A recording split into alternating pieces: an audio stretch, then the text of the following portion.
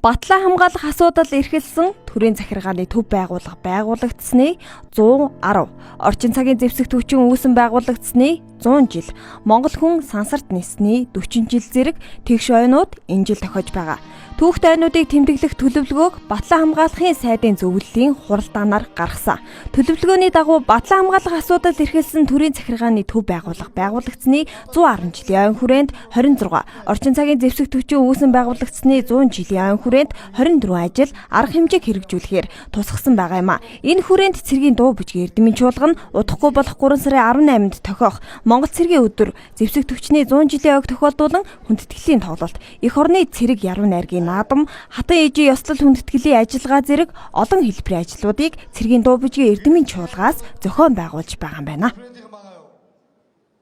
За би бол одоо цэргийн дуу бүжгийн эрдэмийн чуулганы уран бүтээлийн центрийн ерхий найрлагчаар томилогдоод бол удаагүй байгаа. За энэ нь бол одоо миний анхны томоохон хэлбэрийн тоглолтыг найруулж байгаа ажил.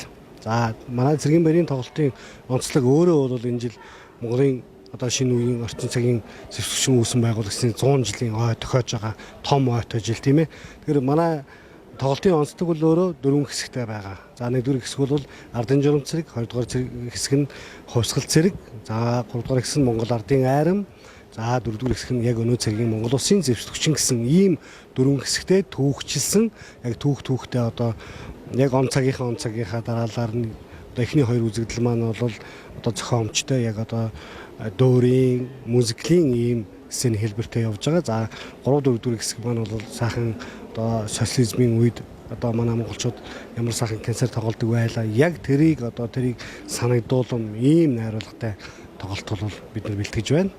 За тэгэхээр бол манай зөвхөн тайз одоо дэлгэцийн декорац графикуудыг бол Skin Entertainment хийж байна. За бид нар бол одоо онлайн хэлбэрээр үзэгчдэд хүргэн тийм ээ. За хуучин бол бид нар магадгүй нэг манай Монголын хамгийн томоохон заал гэхэд нэг 3000 хүндэл тоглолтоо хүргэдэг байсан баг. Одоо энэ жилийн онцлог бол мэдээж одоо онлайн хэлбэрээр явах учраас бид нар Монголынхоо хэдэн сая үзэгчдэд за дэлхийн өнцөг булан бүрт тархан суугаа бас мөн монголчуудаа цэрэг ирчүүдэд тоглолтоо хүргэх болсноор бол онцлогтой байгаа. За энэ дээр бол мөн одоо бичлэгийг бол TV8 телевиз хамтарч хийж байгаа. Эрхэт Монгол групп хамтарч хийж байна. Медиа групптэй. За тэгээд мөн харанг хамтлаг маань бол бас манай цэргийн баярын тоглолтын дээр хамтарч оролцож байгаа.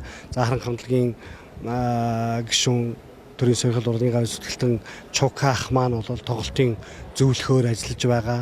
За мэдээж түүхийн зөвлөхөөр бол манай Сүхбаатар эзэмшлэгийн хуулингийн одоо дарга хошууч Сүхбаатар ажиллаж байна. За зэвсгийн талаасаа манай Шагдар гэж доктор ажиллаж байна. Манайх бол яг энийг одоо тоглолт маань өөрөө тухайн цаг үеийнхаа яг бодит нөхцлөөр бодит үйл явдлаар хийгдэж байгаа учраас түүхийн зөвлөхүүд энэ бол маш олноор оролцуулж одоо энэ дээр зөвлөгөө авч яг үнэн бодит байдлыг хүргэхийн төлөө бас тоглож байгаа.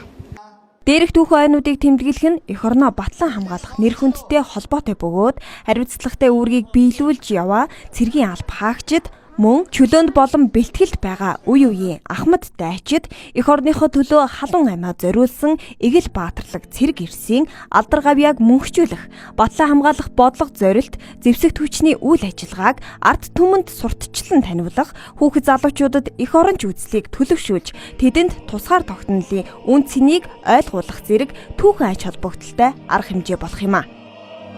Цэрэгт байсны хувьд бол айрамд алба хааж ясны хувьд бол Монголын ардын армийн 100 жилийн одоо баярын тоглолтод оролцож байгаад маш их баяртай байна.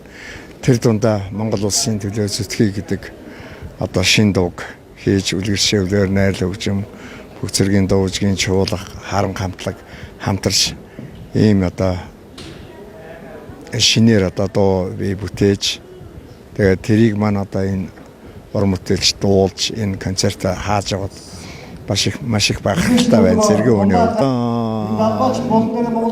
Цэрэг байна гэдэг, цэрэг хүн байна гэдэг бол эх орныхоо өмнө хүлээсэн хариуцлага үүрэг юм. Одоо орчин цагт бол дан одоо эрс цэргүүд биш бас эмэгтэйчүүд маань нэмэгдсэн. Тэгээд үнэхээр цэргийн алба гэдэг бол үнэхээр багталтай, золбоотой, хиймортой ийм сайхан алба. Энэ одоо албыг хаасан хааж байгаа, хаах гэж байгаа бүх одоо Монголынхаа цоглог залуустай одоо зэвсэг түвшний 100 жилийн баярын мэндийг хүргье.